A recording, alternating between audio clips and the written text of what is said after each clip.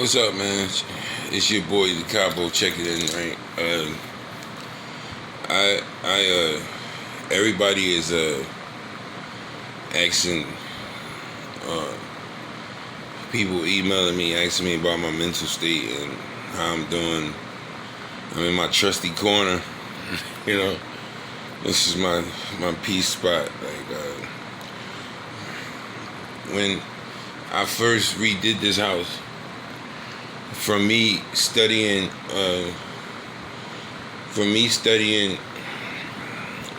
well, Fragway, I think it's called Fragway. For me studying the art of painting in Manchester when I was overseas, right? What the guy said was, like, a lot of times they get credit for stuff that they didn't necessarily deserve, because after a house project, the people in the town would get all the old paint and they would pour all the old paint inside buckets and they would mix it up and they would discover new colors. And that's how I did this wall. And that's how I did this wall, and it just gives me peace, and the color is beautiful, and it's like when I was painting everything. First of all, I used the exterior paint so the shine could be forever, and when I did do all of that, it was such a large amount of it that it gave me the ability to paint the whole entire downstairs space. So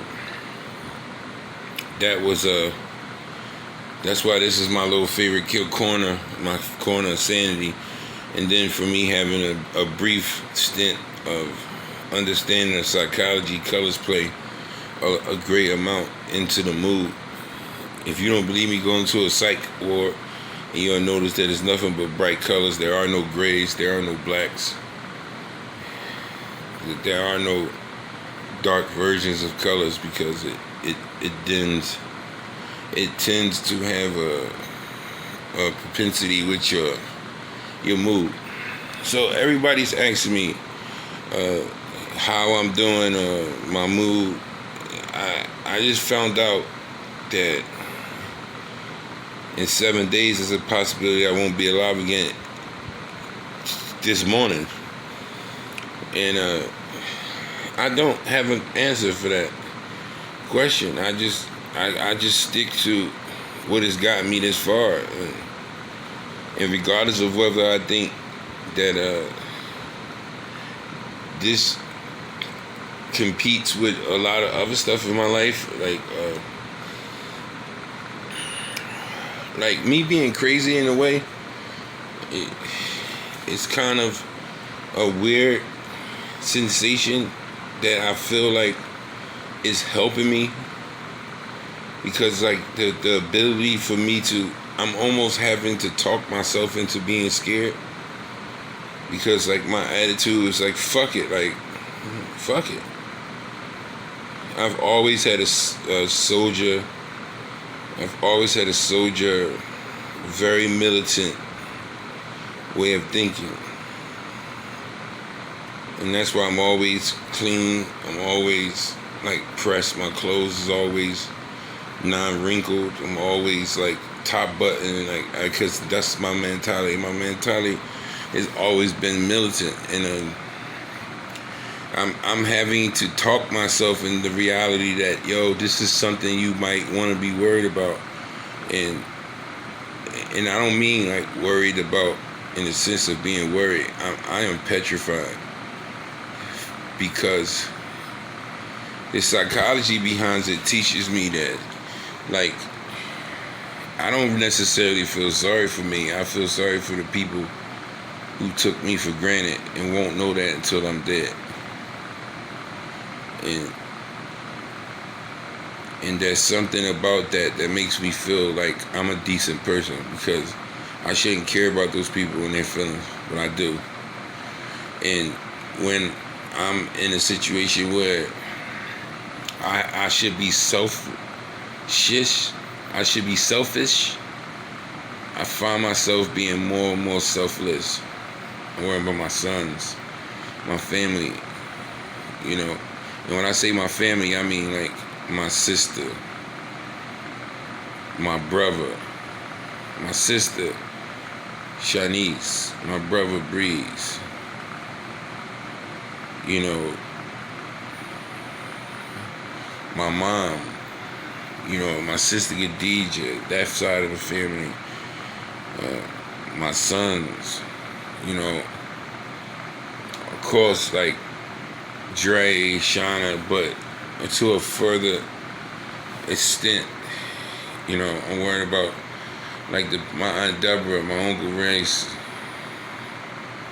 like those people who I know affecting my life ending will affect like instantly. Like you have in medicine, you have like extended release and you have immediate release. You have medicines that you take and like over a period of time they work, and then you have medicines that you take and they work rapidly. Like there are some people who might realize it later on, and there are some people who will realize it fast.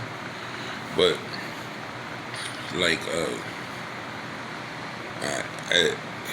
I'm finding myself having to be morally obligated to have these emotions, because it's easy just to say fuck it and not really care and allow things to happen in the process that happens. But it was something about that doctor and him not knowing me and being sad. He know me because I've been dealing with this such a long time. So I've known this doctor for about 6 months, and that's longer than I know most of the women that I be dating. So, you know, that is probably a long-term relationship for me. So, like, he was a little sad. He was like, yo, you know, I ain't got nothing to do with it, but I'll make sure I'll be there. And all that. I was thinking like, damn, that's crazy. I wish I could feel the way he felt. But somehow, some way, I believe that me being the insane version of myself that I am, I believe that it's something that possibly can help me, because I can't have any fear. I'm not thinking about today.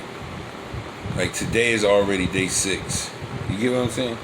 Like they told me I had 7 days. Today is already day 6. Like, what about when it gets to day 3 and day 1? That's enough to make a man disappear, or a man say, you know what, I'm gonna take my chances. Same thing when you get locked up, or you go into court, it don't look right. You like, man, fuck that, I'm gonna be on the run. It's the same thing. Like, my mind fantasizes with the reality. Just don't go. You just let whatever happen. Like, but that's an insane. That's a particularly partial thought of insanity. Don't go to help, run from help. That's insanity. So, I mean, I'm not necessarily like there, but I can see how I would arrive at that situation, or that. I see how I would arrive at that point of reference. But I'm gonna go. And I think that if I try to remove that insane fearlessness, that I probably won't. So I won't touch that.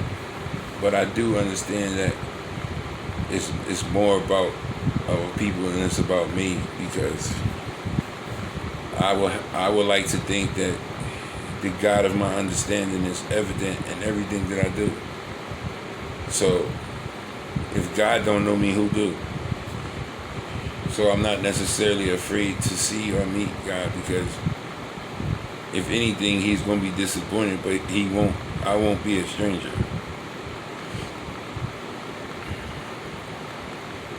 And I think people confuse knowing God with knowing God. Like, you can know about God, but do you know Him? And I've ran to him too many times for him not to know me. And for me not to get on his nerves. So it is what it is. I just, this is about 4 something a.m. and I don't know. It's by the time of course I slept, but I haven't been able to sleep too much. And these are just the things that have been going through my head. And like always, I have a bank account with y'all, and I empty it out every day. I try, especially times like this, and whatever collateral or whatever it produces, it does. And I'm cool with the